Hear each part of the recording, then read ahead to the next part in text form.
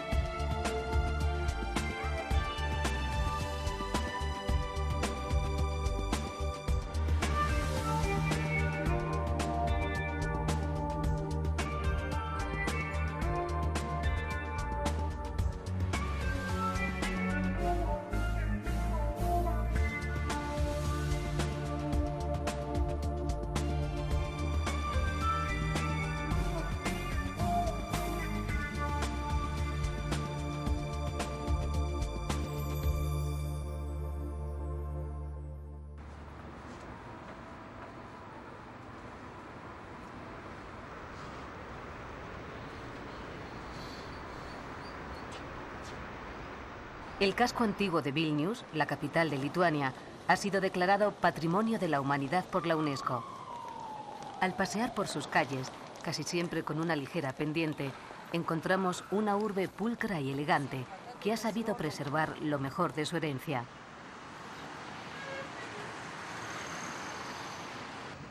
De entre el interminable verdor de los bosques que la rodean, descienden los ríos Neris y Vilnia, y de este último surge el nombre de la ciudad.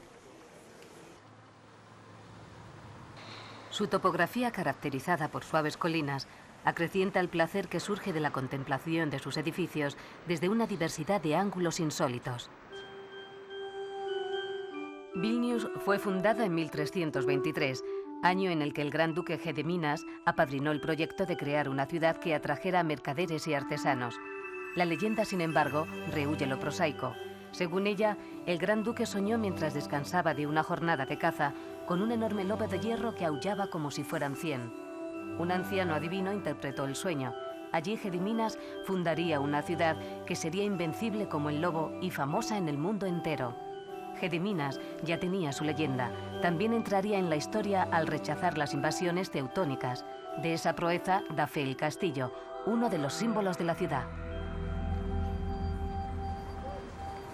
La historia de Vilnius es la historia de Lituania, una historia que comparte muchos destinos con las otras dos repúblicas.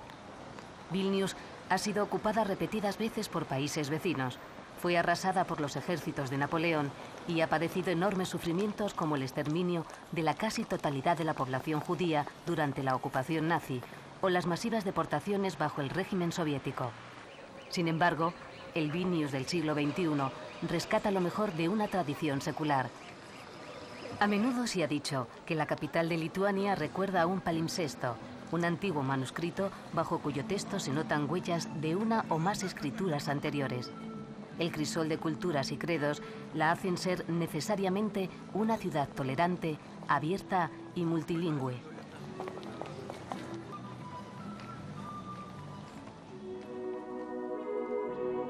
Al pasear por Vilnius, llama la atención toparse con innumerables iglesias de distintas confesiones y estilos arquitectónicos. En palabras de un obispo de Vilnius, sus iglesias nos hablan de la eternidad, lejos de intimidar, estimulan la fe.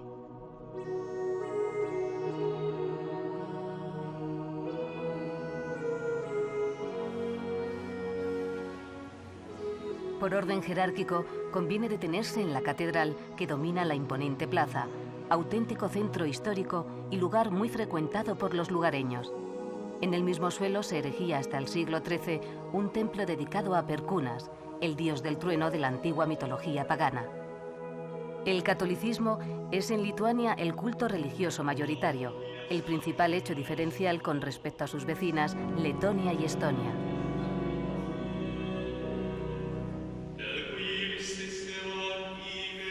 En las otras dos repúblicas no encontraríamos una iglesia como la de San Pedro y San Pablo, uno de los ejemplos más espectaculares del barroco lituano, un barroco tardío y por eso mismo más perfeccionado.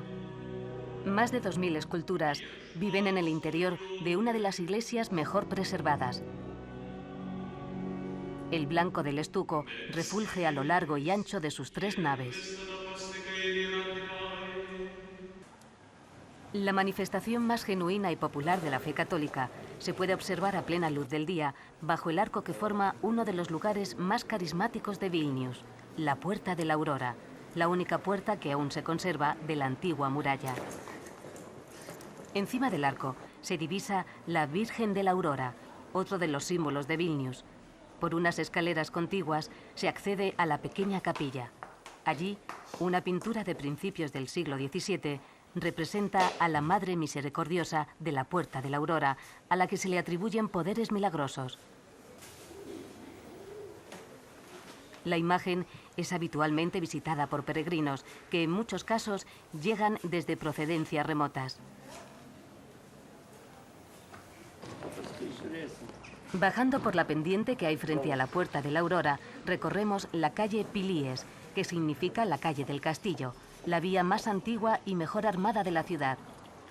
En ella se agolpan terrazas, tiendas y mercadillos. El concepto renacentista de alegría y esplendor que tuvo el pasado de la ciudad refulge en este tramo. Una de sus fachadas pertenece a la Casa de los Signatarios, donde el 16 de febrero de 1918 se firmó el Acta de la Independencia de Lituania. La soberanía alcanzada entonces fue dramáticamente interrumpida en virtud del pacto Molotov-Ribbentrop.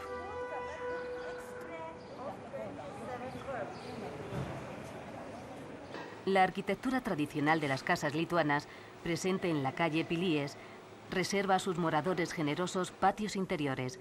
Unos han sido rehabilitados y convertidos en agradables hoteles, otros nos deparan alguna que otra sorpresa. En pleno casco antiguo aparece la Universidad de Vilnius, una de las más antiguas de Europa, fundada por los jesuitas en 1579. El patio mayor es el más apreciado por su conjunción de estilos y su importancia histórica. En él se encuentran el Aula Magna y la Iglesia de San Juan. El patio del observatorio rinde homenaje a la astronomía, una de las especialidades docentes que dio renombre a la universidad.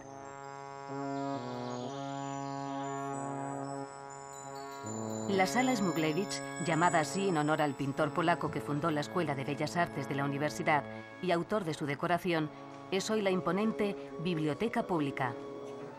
Entre los tesoros que custodia se encuentra el primer libro en lengua lituana, el Catecismo, compilado por Martynas Mažvydas, que vio la luz en 1547. Se nos ocurrió que precisamente la universidad sería el lugar ideal para que un experto, el profesor de filología Bonifacas Estuncia, nos hable de la lengua vernácula, una lengua que ha preservado, sin apenas cambios, su antiguo sistema de sonidos. El lituano pertenece al grupo báltico de las lenguas indoeuropeas y está emparentado con el sánscrito. Es el idioma más arcaico de Europa de los que aún están vivos. Estuvo en riesgo de desaparecer en los tiempos de la ocupación de la Rusia zarista primero y de la Unión Soviética después, al estar prohibido hablarlo y usarlo en público.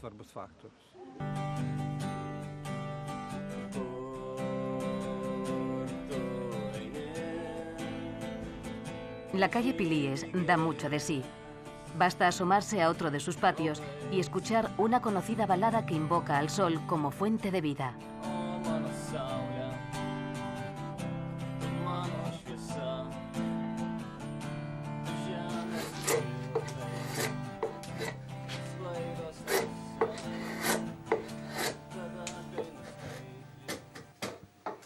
El padre del joven bucólico regenta un taller artesanal donde se trabaja la madera, una tradición muy ligada a estas tierras. Una de sus creaciones más interesantes consiste en reproducir instrumentos musicales antiquísimos.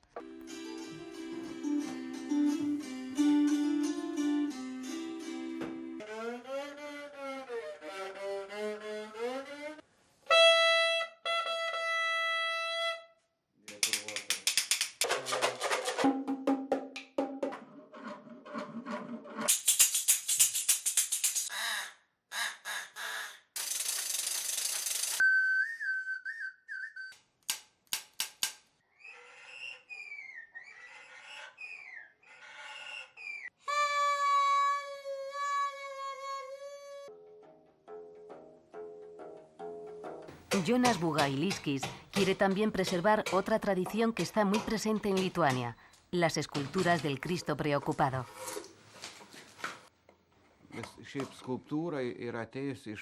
Llevo 35 años haciendo este trabajo. Mis antepasados también trabajaban la madera. Fabrico instrumentos musicales antiguos fielmente reproducidos de los que hay en los museos. También me dedico a los Cristos preocupados, una tradición muy antigua. Tienen forma de tótem, por lo que constituyen una síntesis del paganismo y el cristianismo posterior. Las figuras del Cristo preocupado velan el memorial de los fallecidos en defensa de la deseada independencia. El Parlamento la declaró el 11 de marzo de 1990. La Unión Soviética no la aceptó y unos meses más tarde sus tropas tomaron la torre de la televisión. Mataron a 13 personas que resistían pacíficamente, hecho que aceleró el fin de la dominación soviética y el reconocimiento internacional. Desde 1992, la Constitución aprobada por referéndum rige los destinos de Lituania. Si se pregunta a un lituano quién es el personaje más relevante del país, es muy probable que no mencione a un político, escritor o militar, y sí mencione a Arvydas Sabonis, el célebre pívot de Žalgiris Kaunas. Y es que el baloncesto es el deporte número 1 de Lituania, como comprobamos en la escuela que lleva el nombre de otro gran jugador, Šarūnas Marčiulionis.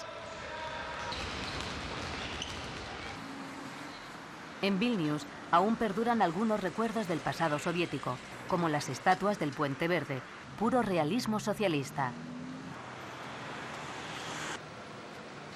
Pero no todo ese legado ha sido negativo. La ciudad goza, desde hace décadas, de un eficaz sistema de transporte de trolebuses que, convenientemente actualizado, es en buena medida responsable de la calidad del aire que se respira.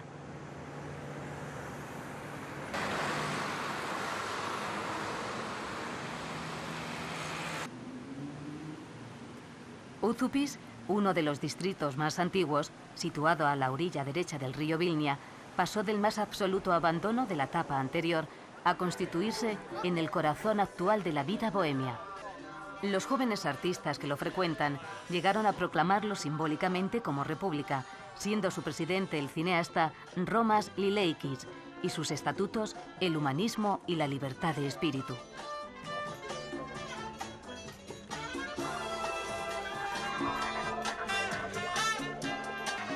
La estatua del ángel de Uzupis fue erigida en 2002 como estandarte del pequeño Montmartre de Lituania. Adentrándose por la suave colina que forma el barrio, se llega a un mirador desde donde contemplar el perfil oriental de Vilnius. Del perfil occidental destaca el voluminoso edificio del Hotel Reval, presente en las 3 capitales bálticas. Representa un ejemplo de cómo la típica mole de la arquitectura comunista ha sido reconvertida en un edificio moderno y funcional. Sin duda, la potenciación de los recursos turísticos, como la conversión de antiguos edificios en elegantes hoteles, es un inequívoco signo de los nuevos tiempos. El contraste entre modernidad y tradición aparece constantemente. El 6 de julio se celebra la Fiesta Nacional de Lituania. La música y los bailes folclóricos inundan la explanada de la catedral.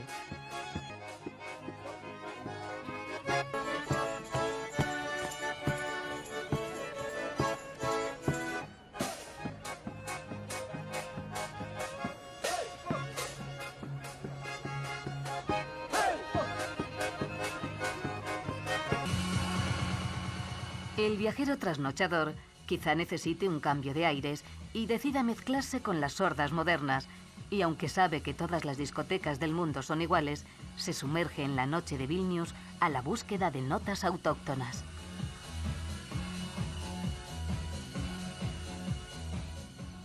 ...28 kilómetros al oeste de la capital, arribamos a un paraje de gran belleza, ideal para recuperarse de posibles excesos. Trakai fue la antigua capital del Gran Ducado de Lituania durante la Edad Media. Da fe de ello el castillo que se erige desde el siglo XIV sobre una minúscula isla en medio del lago Galve. Pero lo más interesante de Trakai aguarda en la calle Karaimu. Las casas de madera y vivos colores de los caraítas tienen una peculiaridad. La puerta de entrada se sitúa en la parte trasera. En la pared que da a la calle hay 3 ventanas, una para Dios, otra para el gran duque Vytautas y la tercera para los familiares. En 1397 llegaron a Trakai 380 familias de caraítas procedentes de Crimea para proteger a Vytautas. Hoy aún quedan 14 familias descendientes de aquellos guerreros étnicamente emparentados con tribus turcas. La Kenesa es su lugar de culto. El caraísmo interpreta literalmente el Antiguo Testamento, siendo una corriente herética para el judaísmo. Sin embargo, los caraítas de Trakai, por su origen turco, también recibieron influencias del Islam.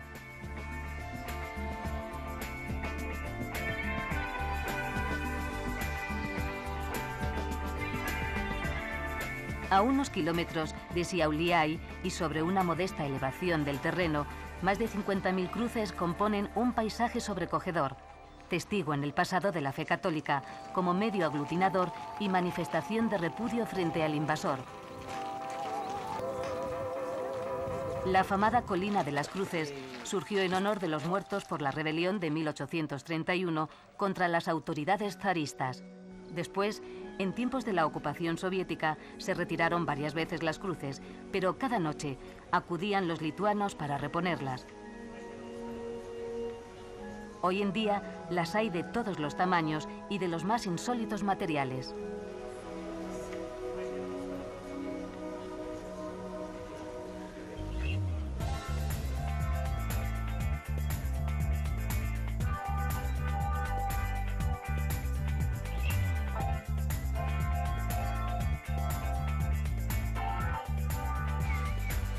Un parque botánico que alberga hasta 200 especies de árboles hace las veces de tarjeta de presentación de Palanga, el pueblo veraniego más popular de Lituania.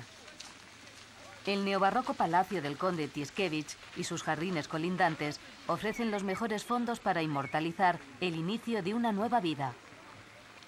El palacio, convertido en museo del ámbar, guarda en su interior hasta 5.000 piezas de restos fosilizados. El ámbar del Báltico ya era famoso en el mundo antiguo por su uso ornamental.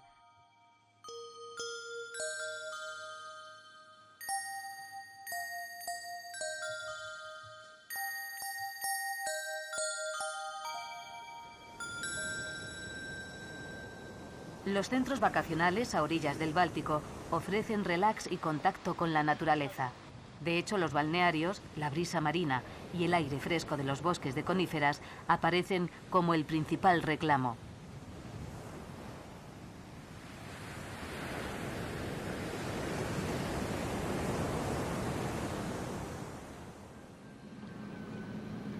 Nos desplazamos a la península de Neringa, cogiendo un transbordador en Klaipėda. El alargado brazo de tierra nos adentra en uno de los lugares más selectos y tranquilos del país. La primera parada nos brinda la oportunidad de contemplar una reserva de cormoranes. Habitan árboles desnudos debido a que la acidez de sus excrementos matan la corteza.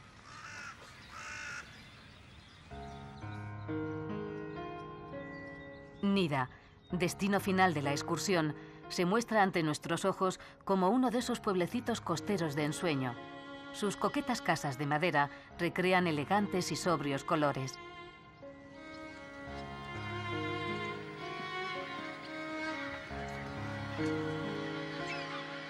Una de las definitivas pruebas de que el estrés se abandona a las puertas de Nida la encontramos sobre una colina de las afueras. La residencia de verano de Thomas Mann, hoy convertida en un pequeño museo en recuerdo de su antiguo propietario. El autor de La montaña mágica o La muerte en Venecia se entregó al duro oficio de escribir en estos bellos parajes. Llama la atención ver en los alrededores de Nida imponentes dunas, extensas áreas de arena empujada por el viento que aparecieron hace 3 siglos. Desde el aire se nos revela la península de Neringa, una espada de tierra procedente de Kaliningrado, el territorio de Rusia que ha quedado encerrado entre Polonia y Lituania. Hay muy pocos lugares en Europa, como en las repúblicas bálticas, con centenares de kilómetros de playas intactas y libres de masas y edificaciones. Observamos, asimismo, que no hay montañas en esta parte de Europa. Las superficies más altas apenas alcanzan los 300 metros sobre el nivel del mar.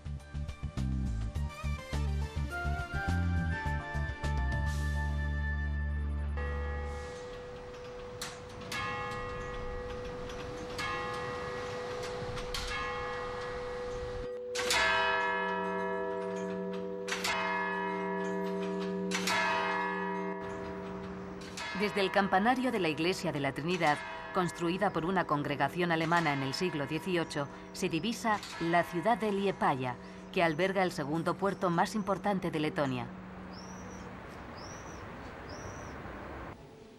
Dentro de la iglesia se hace evidente que hemos dejado el catolicismo atrás. El palco a la derecha del altar es un rasgo del luteranismo. Allí escuchaban misa los nobles que no se mezclaban con el vulgo. Creían estar un poco más cerca de Dios. En esta entrañable y nada ostentosa iglesia se halla uno de los mayores orgullos del país, el órgano no reconstruido más grande del mundo, con 131 registros.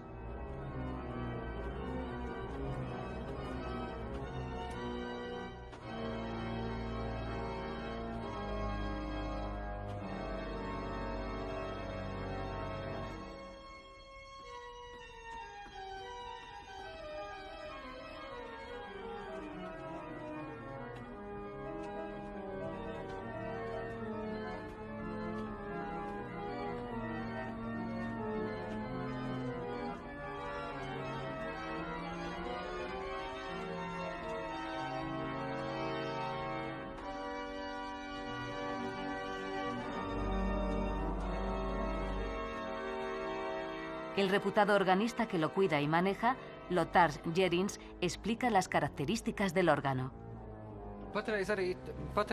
Desde 1885 este es el órgano más grande del mundo que no ha sido reconstruido. Se tardó 130 años en hacerlo y tiene unos 7.800 tubos, bastantes más de los que se ven en la fachada. Sus peculiares registros alcanzan una amplia gama de bajos. Puede reproducir cualquier tipo de música y es un órgano muy conocido en toda Europa. Además, aquí se celebran habitualmente conciertos y festivales de órgano.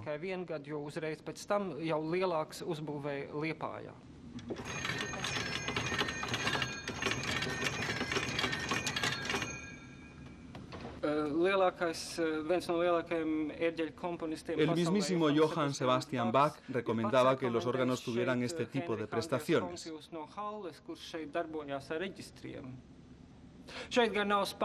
El órgano no tiene el sonido específico de la trompeta española, pero sí el de la trompeta en general.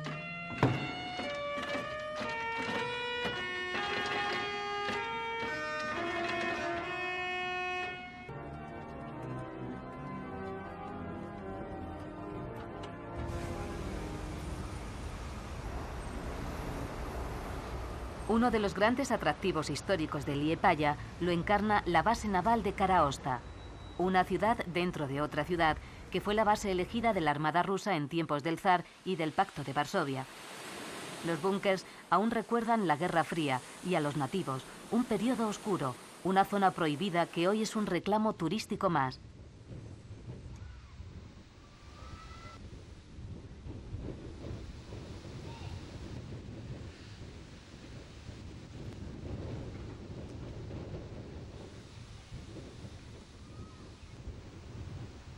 Una parte de la población rusa que vivía en la base se marchó tras el desmoronamiento de la Unión Soviética.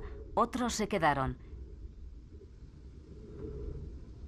En Letonia, cerca del 30% de la población tiene origen ruso.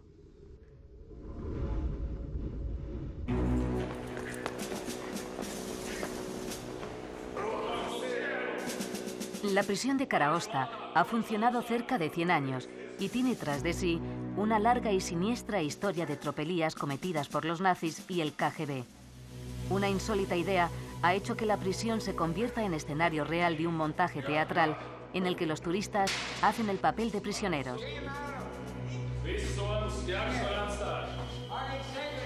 La función se titula Detrás de las rejas y los actores alternan su actuación con explicaciones de los métodos represivos y depurativos utilizados en ese mismo lugar. Nuestros anfitriones nos contaron dos datos curiosos. Liepāja es la cuna de los grupos de rock del país y de la lencería femenina. En un ambiente más relajado, en un conocido café de la noche de Liepāja, oímos la balada de la ciudad, un himno local dedicado a la ciudad del viento.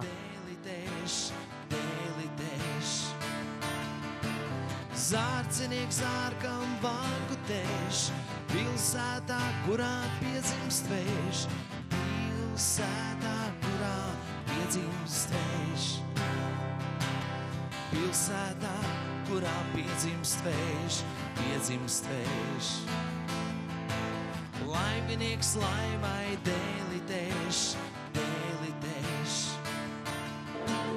Un pa brītiņām draugus plēš, pilsētā, kurā piedzimst vējš. Pilsētā, kurā piedzimst vējš. De camino a Riga, paramos en Kuldiga, una localidad del interior que ilustra los grandes recursos que Letonia y el resto de las Bálticas poseen en el turismo de naturaleza.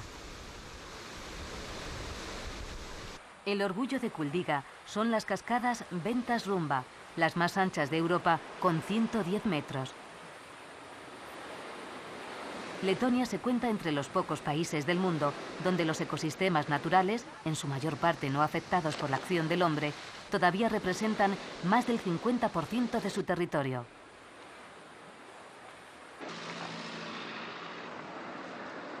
Kuldiga apenas ha sufrido transformaciones en los últimos 150 años. Llegamos a Riga, la ciudad más poblada de las repúblicas bálticas a orillas del río Daugava. La capital de Letonia siempre fue un tradicional puente entre Europa occidental y Rusia. La ruta de los vikingos a los griegos, citada en las crónicas de la antigüedad, cruzaba Letonia desde Escandinavia y siguiendo el curso del río llegaba hasta Rusia y el Imperio Bizantino. La escultura del 800 aniversario de la ciudad nos recuerda que fue fundada en 1201 por caballeros germanos y 81 años después ingresó en la Liga Hanseática, la asociación comercial de las ciudades del norte de Alemania. El Monumento a la Libertad es el símbolo de la independencia nacional y un lugar muy conocido incluso para citarse. Se construyó en 1931 con donaciones populares para honrar a quienes fundaron la nación y lucharon por ella. Fue precisamente a partir de la primera independencia y del Tratado de Paz subsiguiente, durante los años 20 y 30, cuando Riga conoció una prosperidad sin precedentes. Entonces se la conocía como la Pequeña París.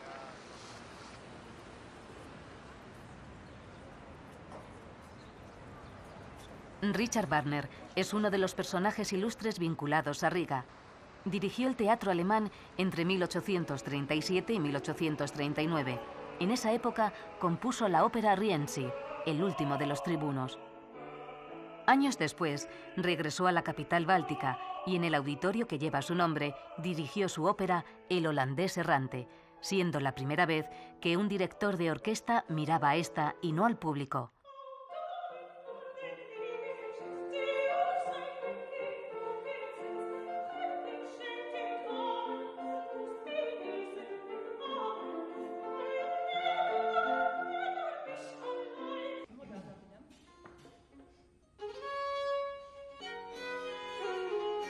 Hoy en día, el auditorio de Richard Wagner sigue siendo uno de los puntales de la vida musical de Riga.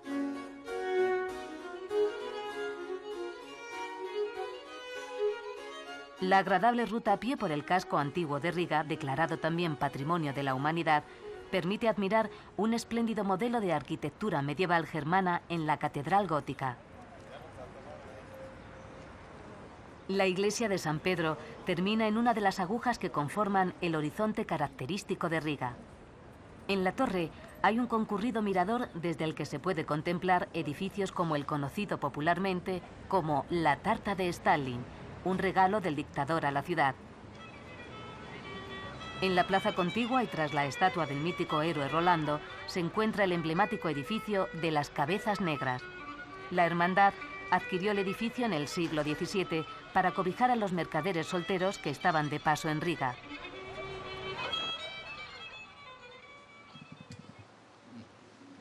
San Mauricio, uno de sus patronos, estaba representado por la cabeza de un hombre de color. De ahí vino el nombre de la hermandad.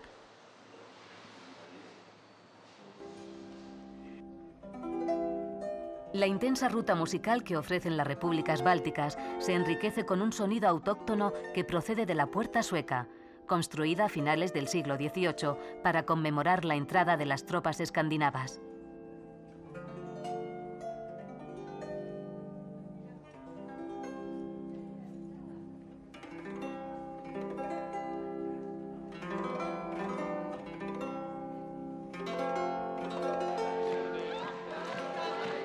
Desde una de las casas más antiguas de Riga, la de las Tres Hermanas, magnífico ejemplo de arquitectura medieval, se escuchan los cánticos callejeros que provienen del vecino Massa Gilde, o gremio menor, lugar de destino de los grupos folclóricos que todos los veranos se concentran en Riga.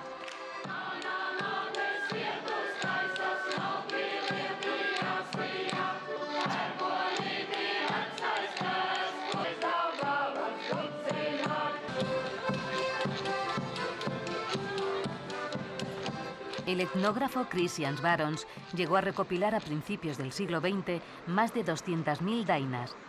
Las dainas son canciones populares cortas de temas sencillos: la naturaleza, la familia, la vida cotidiana. También nuestra documentación decía que todos los letones se saben de memoria algunas dainas, pues han sido transmitidas oralmente de generación en generación. Así que decidimos comprobar si esto era verdad.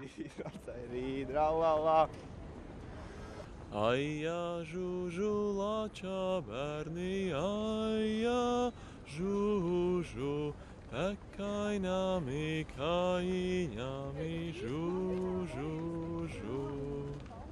Lecu, lecu dārziņai, lūdzu baltās rozes. Lecu, lecu dārziņai, lūdzu baltās rozes.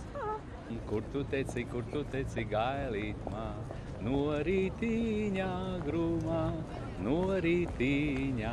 grumā. Heja tavam bratam, heja tavai mīlestībai, heja tavā priekšā dejošos. Kas tecēja manis dēļ lielu ceļa gabaliņu, kas tecēja manis dēļ lielu ceļa gabaliņu. Bādu manu lielu bēdu, es par bēdu nebēdāju, bādu manu lielu bēdu, es par bēdu nebēdāju. Ram tēra dridrīd, ram tērīdralala, ram tēra dridrīd, ram tērīdralala. La tradición también se puede rastrear en la pintura letona, que, como se puede apreciar en el Museo de Arte de Riga, prima el naturalismo, los paisajes y las figuras.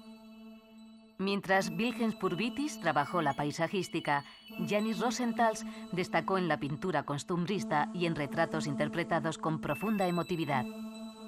Curiosamente, Rosenthal vivió en la cercana calle de Alberta.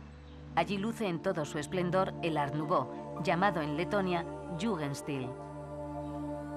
Alrededor del 40% del centro de Riga está construido en el que a principios del siglo XX se dio en llamar el Nuevo Estilo.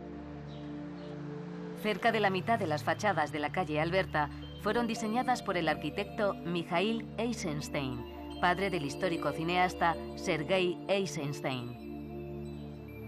La sinfonía de cariátides, cenefas y figuras son destellos de una época alegre en la que Riga brilló con una intensidad que poco a poco vuelve a recuperar.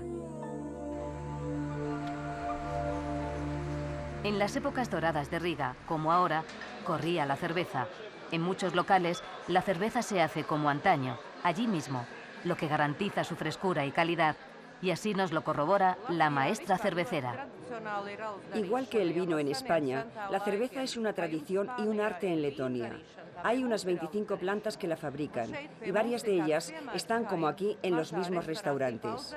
La fabricación de cerveza tiene sus secretos. Ahora mismo acabamos de sacar una cerveza a partir de una miel específica que tenemos en Letonia. Recorriendo 17 kilómetros desde Riga en dirección al mar, llegamos a Jūrmala, el más atractivo y romántico centro vacacional de Letonia. En letón significa costa del mar. En sus intactas e inimitables casas de madera veraneaba la aristocracia de la Primera República y más tarde los miembros de la nomenclatura en tiempos de la URSS. Su condición de estación termal asocia las vacaciones con la salud y la regeneración.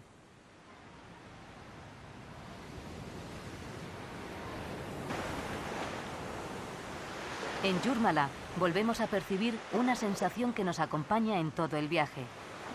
Los 2,5 millones de letones representan una escasa densidad de población. La sensación de amplitud, de espacio, de ausencia de aglomeraciones, incluso en las ciudades, unida a la constante presencia de la naturaleza, garantizan un estado de ánimo relajado. La crispación, incluso la política, es muy rara en estas latitudes.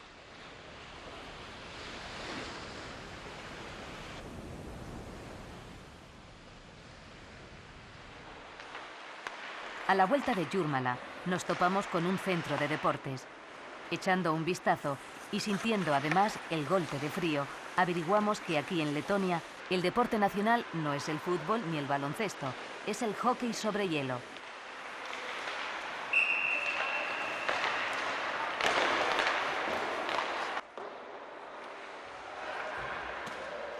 Vitaly Samonov, un entrenador de origen ruso y miembro del equipo de la URSS que ganó el oro en Calgary en 1988, nos confirma que el hockey es el deporte que mayor gloria ha dado a Letonia.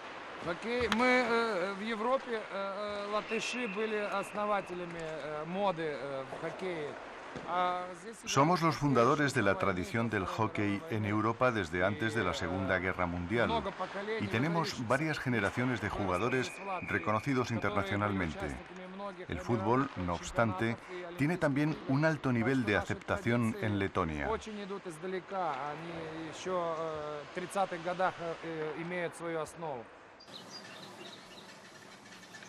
Merece la pena desplazarse 50 kilómetros desde Riga para conocer una histórica zona recreativa puesta de moda por la aristocracia rusa.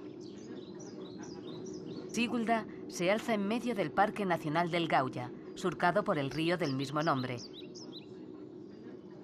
Se la conoce como la Suiza de Letonia por la exuberancia y belleza de su paisaje y por la posibilidad de esquiar en invierno. El río ha creado afloramientos de piedra arenisca y cavernas que forman parte de rutas a pie o en bicicleta. El teleférico nos traslada a las explanadas del parque, de las que sobresale el castillo medieval de Turaida, propiedad entonces del arzobispo de Riga.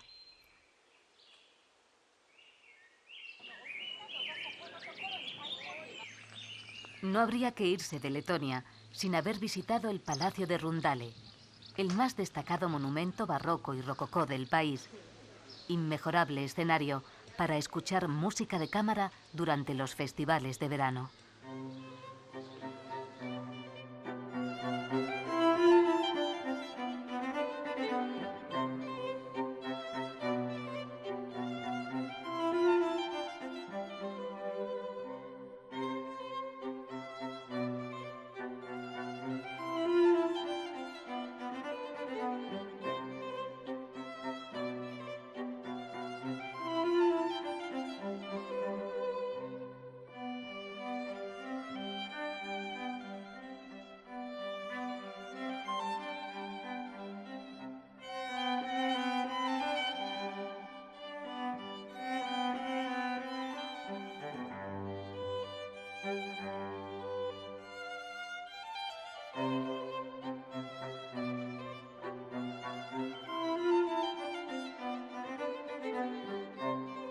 El Palacio de Rundale fue construido a partir de 1736 bajo la dirección del renombrado arquitecto de la corte rusa, Francesco Bartolomeo Rastrelli, autor también del Palacio de Invierno de San Petersburgo, el principal edificio del Hermitage.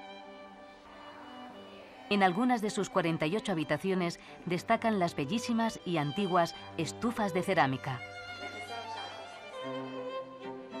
Rundale hacía las funciones de residencia de verano del duque de Curlandia, Ernst Johann Biron.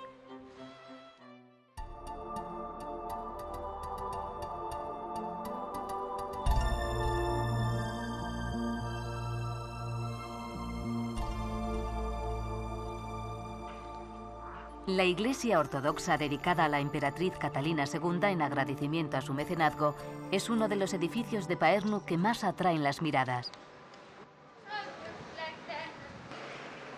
Pärnu es la ciudad balneario por excelencia de Estonia, famosa por sus tratamientos de barro. Como destino vacacional, sus calles exhalan ambiente veraniego. Una descripción que data de 1936 de un ciudadano que pasó por allí unos días calificaba a Pärnu como la estación de la jovialidad. Manifestaba que el brillo de su sol, sus playas, sus refrescantes vientos del oeste, sus senderos con encanto, sus baños termales, su música y la simpatía de sus gentes desterrarán cualquier miedo hacia el mañana de las caras de nuestra perpleja generación, cualesquiera que sean sus necesidades. El buen tiempo nos hace ser testigos de una numerosa peregrinación a sus playas.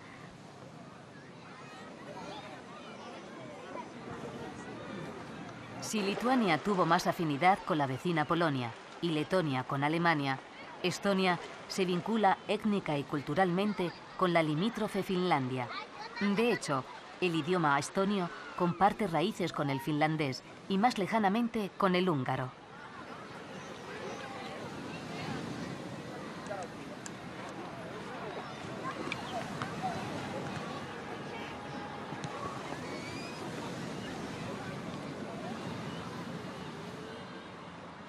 El puerto de Pärnu ofrece una estampa típica.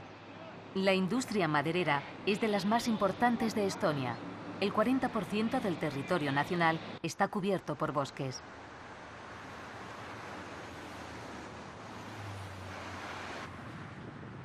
La Vía Báltica, una autovía que conecta las capitales bálticas, nos conduce a la capital de Estonia. Tallinn puede presumir de poseer uno de los conjuntos medievales más atrayentes y mejor conservados de Europa. El rey danés Valdemar II capturó la ciudad en 1219. Durante los más de 100 años que estuvo bajo dominación danesa, Tallinn tomó su nombre actual y se construyó sobre un promontorio que daba a una extensa bahía, la ciudad alta o Toompea. Dentro de las murallas de Toompea vivían nobles, funcionarios y clérigos, el símbolo del poder. El apasionante paseo por la ciudad vieja comienza con la catedral rusa de Alexander Nevsky. Se dice que el lugar elegido para su emplazamiento desentonaba del entorno y que lo que en realidad se buscaba era reafirmar el poder ruso y contrarrestar la fuerte corriente progermánica que dominaba en el gobierno de entonces.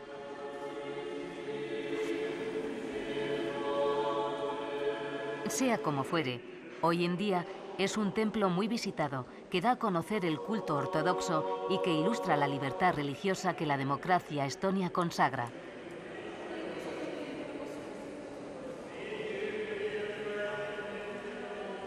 El 28% de la población es de origen ruso, lo que tras el ingreso en la Unión Europea ha obligado a las autoridades a acelerar su proceso de integración, como ocurre también en Letonia y Lituania.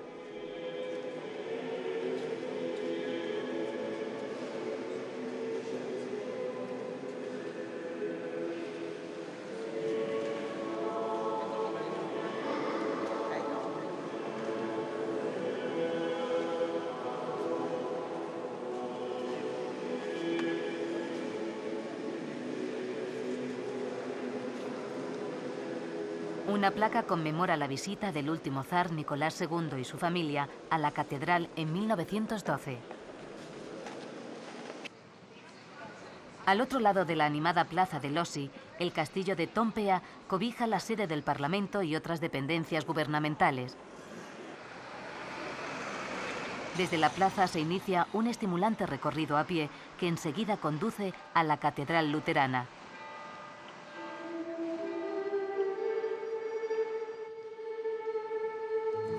Dedicada a la Santísima Virgen, antes de la Reforma, llama la atención una colección de más de 100 escudos de familias nobles de origen alemán. De entre las obras funerarias destaca la tumba de Ferdinand von Tiesenhausen, caballero al que algunas fuentes citan como posible inspirador del príncipe Andrei Bolkonsky, uno de los personajes centrales de la novela de Tolstói, Guerra y Paz. El mirador que corona la parte más elevada de Toompea permite la observación de uno de los iconos de la ciudad, la torre de la iglesia de San Olaf. También a los pies de la antigua fortificación, el laberíntico sistema de calles ancestrales, muchas de ellas aún con su empedrado. Si compras 5 postales, 2 gratis. A los pies de la amurallada colina se instalaron mercaderes y artesanos, en lo que se conoce como Ciudad Baja. Durante mucho tiempo, solo existieron 2 vías de acceso entre la ciudad alta y la baja. De esta manera, se controlaba la entrada a Toompea.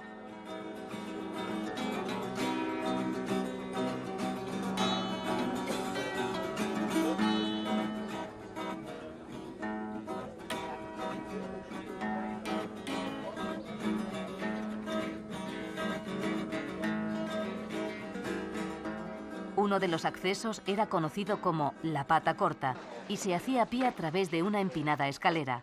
El otro, la pata larga, se transitaba a caballo. En la calle Pic, o calle Mayor, encontramos las antiguas sedes de los gremios artesanales. En Tallinn estaba también representada la Cofradía de las Cabezas Negras. Su fachada renacentista es única en la ciudad. El vecino gremio de San Canuto agrupaba a los artesanos de profesiones más nobles. Justo enfrente, un edificio Art Nouveau con una cabeza que, según dicen, miraba ávidamente a las muchachas que acudían a los bailes del gremio de San Canuto.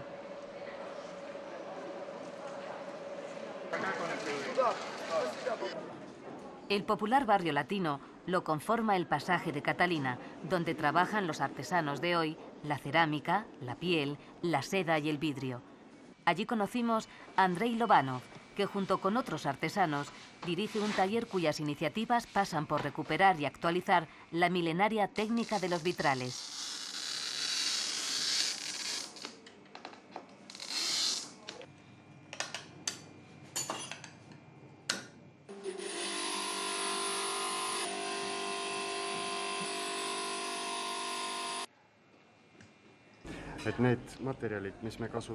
En nuestro taller hacemos vitrales tanto para iglesias como para casas. Tratamos de recuperar una tradición que fue muy rica en Tallinn porque tenía muchas iglesias. Pero a raíz de la reforma luterana este arte se perdió. Ahora estamos volviendo a él e incorporando nuevas técnicas que permiten también crear nuevos estilos.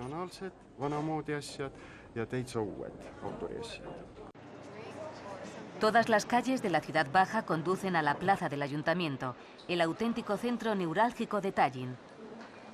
Hoy sus terrazas siempre animadas y sus relajados paseantes hacen de ella uno de esos lugares donde uno se puede detener el tiempo que haga falta. El edificio principal de la plaza es el Ayuntamiento, que apenas ha cambiado en los últimos 600 años, conservando ese aire de gótico hanseático.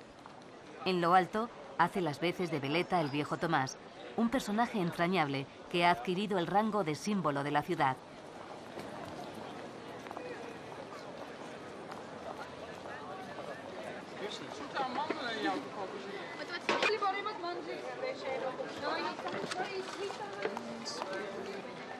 Descendiendo por la calle Viru, la animación y el ambiente de dorados tonos bálticos se reparte por sus terrazas veraniegas. Extranjeros y estonios se mezclan en esta recobrada ciudad que, como sus compañeras de viaje, se despertaron de un largo letargo. La calle Viru aglutina un buen número de tiendas y comercios. Bajando por la pendiente que nos aleja del casco viejo, encontramos el perenne mercadillo de las flores y el de la lana. Tradición milenaria que invita a llevarse un útil recuerdo.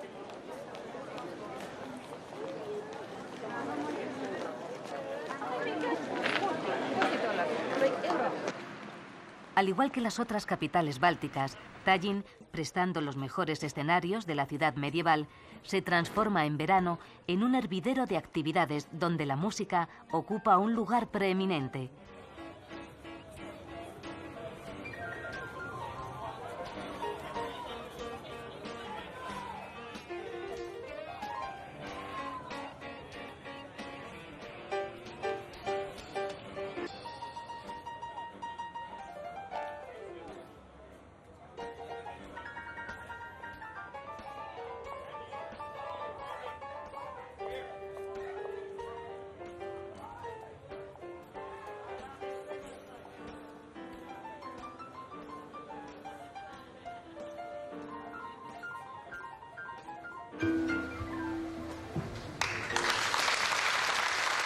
Fuera del centro histórico, Tallinn se extendió a partir de diseños urbanísticos de principios del siglo XX. Avenidas anchas y muchas zonas verdes, un concepto muy báltico de la utilización del espacio. El Teatro Nacional y el Teatro Dramático Ruso han capitalizado desde el pasado la vida cultural de Tallinn, ofreciendo representaciones en estonio y en ruso. En las afueras de Tallinn, un impresionante recinto, el Estadio del Canto, es cada 4 años testigo de masivas concentraciones folclóricas. En una de ellas, en el verano de 1988, los allí congregados cantaron espontáneamente pidiendo la independencia. El Parque Kadriog, situado en el Valle de Catalina, es un bello paraje a donde suelen acudir a pasar el día los capitalinos. Junto al estanque de los cisnes se erige la estatua de Friedrich Reinhold Krusball, el primer escritor estonio que definió en su poema épico El hijo de Kalev la conciencia nacional que conduciría a la primera independencia. El Parque Kadriog, así como el palacio que alberga, fue construido por orden del zar Pedro I. Dentro del palacio se expone una interesante colección de arte extranjero, de entre la que destaca una muestra de pintura flamenca con cuadros de Bruegel el Joven y un cuadro anónimo de un imitador de El Bosco.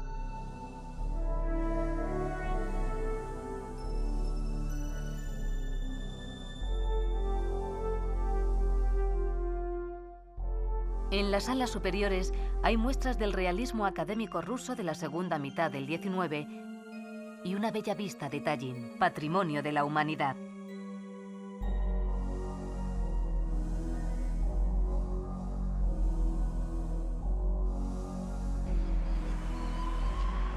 El largo paseo marítimo que hay a las afueras de Tallinn se llena de patinadores, ciclistas y paseantes a la cadenciosa caída del sol. Las horas de luz que ocupan espacios reservados a la noche permiten que el tiempo se estire. A estas alturas del viaje, una observación recurrente empieza a tomar forma, a llegar a ser una conclusión. Apenas hemos visto obesos en las repúblicas bálticas. El amor al deporte, al ejercicio que siempre ha imperado en estos países, quizá podría explicar esas figuras altas y estilizadas que parecen ser inspiradoras de los cánones de belleza actuales.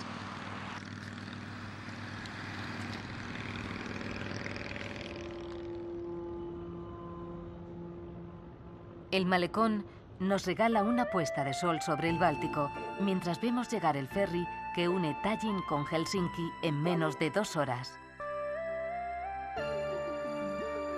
Atravesando el Parque Nacional de Lagemaa, palabra que quiere decir tierra de bahías, una zona protegida de gran valor medioambiental y extrema belleza, llegamos al pueblo costero y pesquero de Kaesmu, conocido también como Pueblo de los Capitanes. La razón del sobrenombre se explica por la cantidad de capitanes de barco que ha dado el lugar.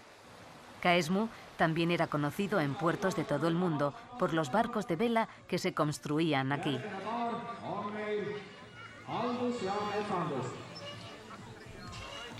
La tranquilidad y belleza de la villa costera invitan al más absoluto sosiego.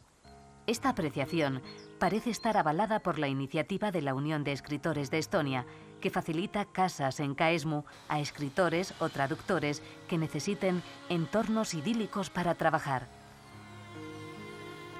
El Parque de Lagema es un refugio para viajeros que buscan vivenciar una tierra donde la naturaleza y la tradición han coexistido en armonía desde tiempos inmemoriales. En sus dominios se conservan casas de campo del siglo XVII y XVIII, cuyos propietarios, en su mayoría nobles de origen alemán, las disfrutaban en verano.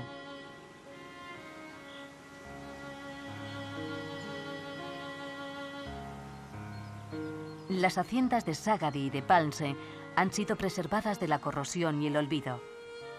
La primera presta sus instalaciones para una escuela de verano y la segunda es una casa-museo en la que encontramos algo inesperado. Una caja de música construida en San Petersburgo en el siglo XIX.